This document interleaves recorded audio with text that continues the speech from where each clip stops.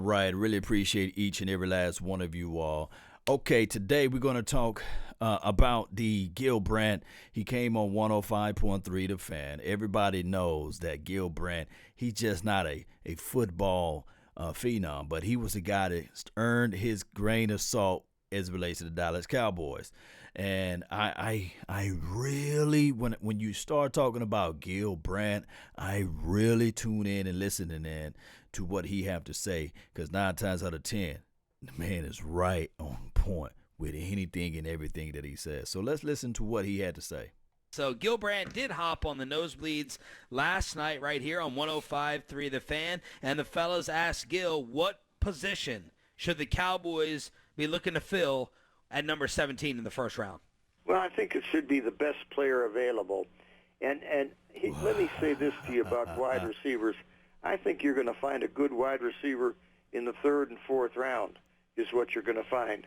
I don't think you're going to find a pass rusher in the 3rd or 4th round of the same value. So I think what you have to do is you have to put your players in order.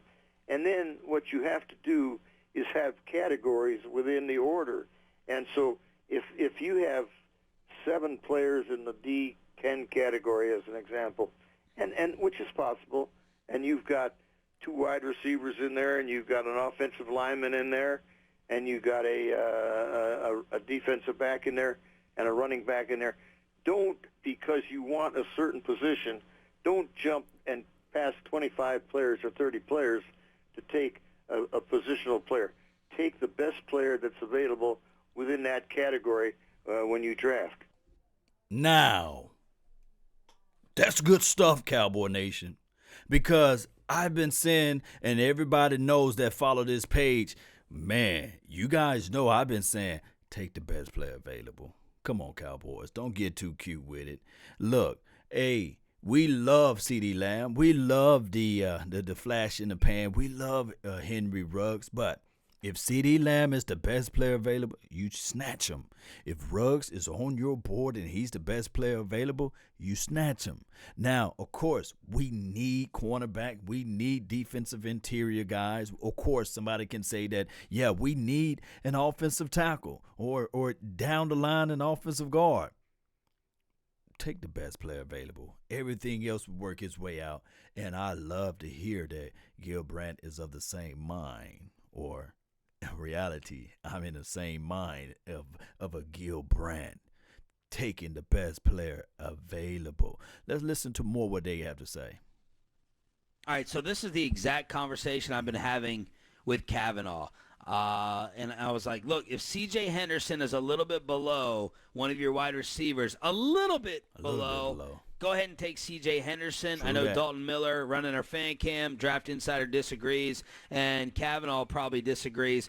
And I'll change my mind on that, because Jeff says he has C.J. Henderson as he doesn't have him as a top-tier guy. Okuda, the corner, Okuda Matata is by himself. Okuda Matata. He's by himself in the corner class, and then he's got C.J. Henderson kind of there. So he's got him as a fringe guy, so I'm not totally in love with C.J. Henderson based upon what Kavanaugh is saying, but that's what Gil's saying. Don't sit there and draft for the position. They need corner badly, in my opinion. Go ahead and take the best player available. Are there some names?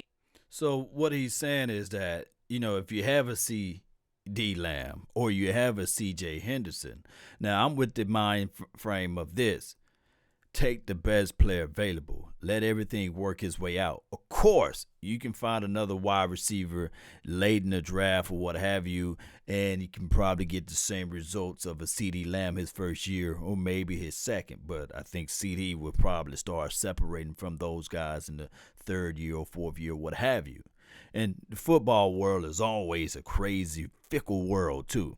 But you should never reach. Now, the craziest thing of all, in your particular confines of your particular draft board, if you have a defensive player there, I say higher than the wide receiver, then what you would do is you would still go with the defensive player. Of course, you can look at it and say, well, this guy will be an impact day one, or this guy will do that. No, stay true to your board. That's all we asking for. We want the Cowboys to make wise and smart decisions, not this, we just going to take a reach and pick up a Taco Charlton or whoever. But let's listen to more what they have to say. At 17 Shout that out to Gil Brandt Taco. really, really likes. If one of the corners are there, and I don't think the young man from South Grand Prairie will be there, the Ohio State corner. Henderson might be there, the Florida corner. I think that would be a good choice there, is what that would be. But the player that you get at 17 is going to be a good football player. Yeah. There's a lot of good players in this draft. It's top-heavy at a certain couple positions, a lot of offensive linemen, a lot of good wide receivers, and then we never have enough pass rushers. Never have enough pass rushers. And this year is no exception. And so we have one that's probably the best player in the draft. The Ohio State guy is the best pass rusher. But the Louisiana State, the LSU guy is also pretty good. Chasen is good. And Grant is right, Gil Brandt. I meant to say, I call him Guy Grant, but Gil Brandt is right. Is the pass rushing aspect of it is so hard to find a good pass rusher. And once you got one, when you get one of them, you still don't have enough. Hey, teams need more pass rushers. Hey, this is a football league where it's pass happy. You got to have somebody that can make that quarterback think, make the quarterback sweat, make the quarterback wonder, make the quarterback antsy, make the quarterback rush, make the quarterback scary, make the quarterback frantic, make the quarterback, they coming. That's what you need, a pass rusher that can continue to push that edge inside. And when they condenses everything, of course, collapse the pocket. That's what we looking for. Shout out to Gil Brandt, man. All right, Gil Brandt on the nosebleed seats. He was asked, have the Cowboys failed at taking BPA? Please don't bring up TJ Watt. Have the Cowboys failed at taking the best player available over the years, Gil? Well, I think that what happened with the Cowboys is I think they had a coaching staff member that probably had too much pull and drafted for the best player available. Charlton was a 4-year player at Michigan and didn't start until his senior year, and we're talking about him as a first-round pick. Right. And Hill last year started one game. The former defensive line coach and defensive coordinator is no longer there, and I think Jerry learned a lesson that the coaches are not going to be pounding on the table and saying we need this guy or we need that guy. They're going to let the scouts do the drafting, and I think that'll be a lot better.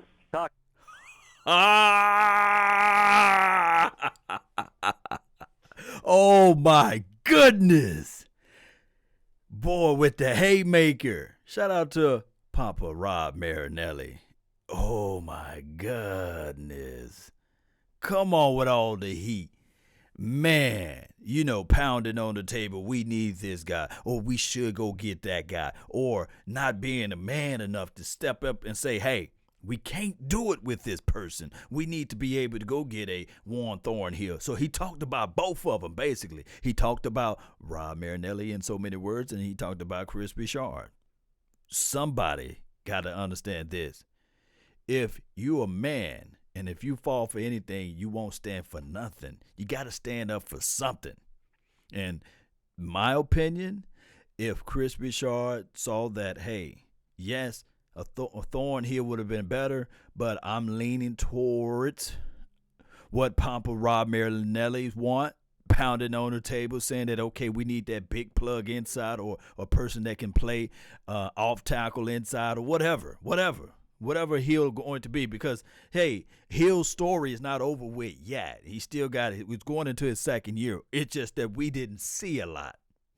Like Gil Brandt just said, he only, and I'm prefacing my statement, he only started in one game. So he was a healthy stretch majority of the year last year. So you don't have a lot of evaluation for the nation on that. So all we got to go by is, hey, maybe coaches coach, and they can figure out a way to elevate his game. But beyond that, the Taco, boy, Charlton situation, us reaching, sitting there saying, oh, we need a defensive edge guy, opposed to looking at what was the best talent collectively out there at that pick at that time.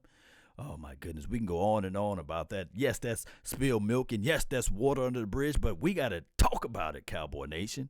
Boy, oh, boy, oh, boy. It's a sad situation. But I think that this new coaching staff should understand and say, okay, look, when you go into the stores, when the world opens back up, or when you see this thing, it's a yellow sign that said wet floor sign. Now, you don't have to adhere to that wet floor sign, right? But that sign is indicating that, hey, it's slippery when wet, meaning that if you walk by there, there's a chance or a propensity that you will fall at that spot. So that's why we got that warning sign there, so that you won't fall. And that's all I'm saying. You Cowboys, we got to pay attention to the warning signs. Don't continue to slip and fall, because at the end of the day, if you continue to fall right there, it's no longer the person's or the store fault. They got a thing called in court and law, dual negligence. And 9 times out of 10, the issue and the faults are on you because the warning sign was there. So don't run through there. It's wet. You will fall. Man, sometimes Cowboys fans and sometimes this general manager of the Dallas Cowboys don't understand that water is wet. Man, let's listen to more what Gil Brandt had to say, because this is some deep stuff. This is things that we had already thought about, collectively speaking. We done thought about this, Cowboy Nation. It's just that the mighty Hall of Famer Gil Brandt is putting that out there to the world to understand and say, hey, that was the wet floor sign. Let me know if you follow. Go. Ooh, shots fired at Rod Marinelli. Oh, Yeah. late in the draft, if you were still with the Cowboys, would you select a quarterback to back up Dak Prescott? Wow, let me see what he going to say. I would.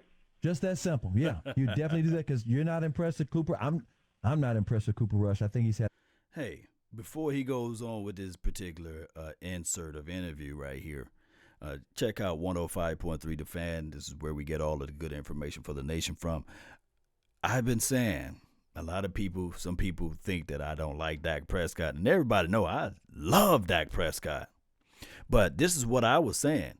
Draft a quarterback every year. But I want to hear what Gil Brandt have to say, and then I will piggyback off of it.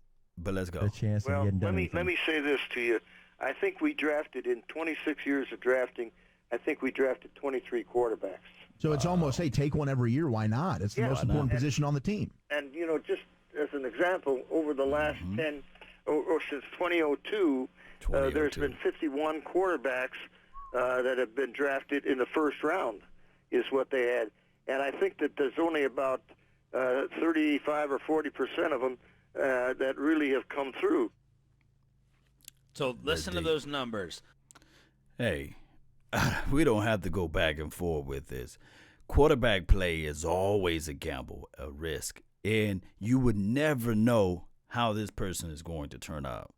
It depends on what system they go to, what type of philosophy, the collective scheme.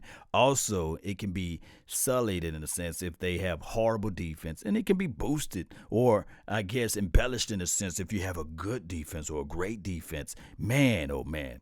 Quarterback play is one of the most difficult positionings to learn in all of sports because you got so many responsibilities, and you never, ever, ever, ever, ever want to hesitate or blink or not buy into the gumption that, hey, I don't need a backup quarterback, because you just never know.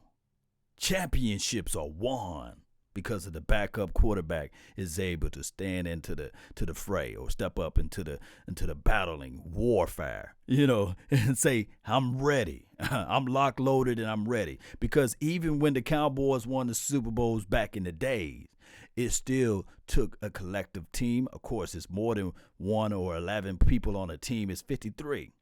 46 active day roster starting. So I look at it like this.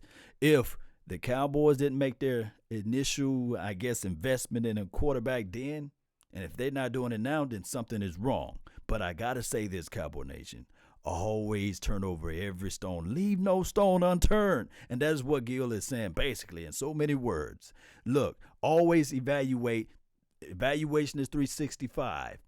So I'm with him on that. Y'all can say otherwise, but a lot of people say you don't need it until you got to have it. So that's just the reality of it. 35 to 40% of the first-round quarterbacks since 2002 have hit. Laufenberg gave us an incredible nugget yesterday on Peyton Manning and the number 1 overall picks or top 5 quarterbacks that go and how it's not a lock at all. No, there's only been 2 quarterbacks taken in the top 5 since 1998. Yes! That have won a Super Bowl. And only 1 who has done it with the team that drafted him. And that was Peyton. Crazy. Because Eli was drafted by San Diego. Oh, there goes Rabbit. He choked. Thank you. That's a good episode from 105.3 The Fan. Y'all check them out, man. Y'all follow their content. Listen to them, you know, what they got to say. And also 1310 The Ticket. Listen to them if you locally. And if you don't have access, if you're out of state or what have you, go to radio.com and they will have access points so you can go back in and listen to some of these wonderful information for the nation as relates to Cowboy Sports Talk and beyond.